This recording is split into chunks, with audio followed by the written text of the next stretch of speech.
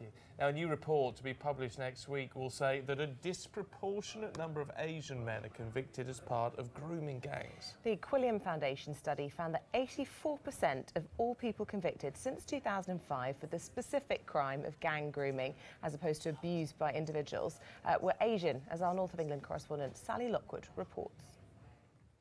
It's a problem that's plagued several UK cities.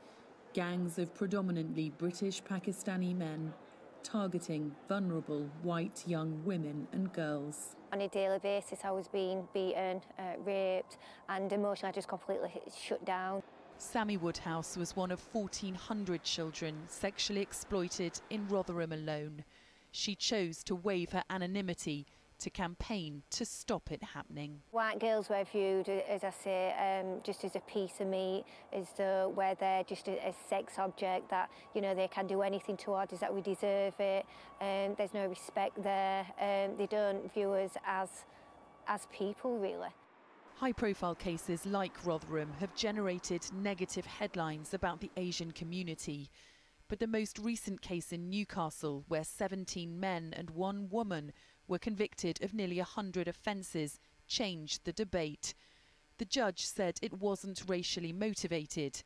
One MP writing to the Attorney General calling for a review. Think tank the Quilliam Foundation has investigated this issue in a bid to add a strong voice from the British Pakistani community to the debate. I'm from Rochdale. I'm from the heart of where one of the biggest high-profile cases have happened over the last few years. And I'm saying that it's very, very important that we do talk about it because the problem won't go away. We didn't want there to be a lot of cases. We didn't want there to be a pattern of people from our ethnic demographic carrying out these attacks. But unfortunately, we were proven wrong. Their findings found 264 people have been convicted of gang grooming since 2005. Of those offenders, 222 were Asian. That's 84%. But the last record of lone offenders who target children as a result of sexual interest was in 2012, and it showed 100% of them were white. Grooming convictions spiked under Nazir Afzal's tenure as Chief Crown Prosecutor for the North West. He says not talking about the issue of ethnicity is more dangerous, but it also needs context.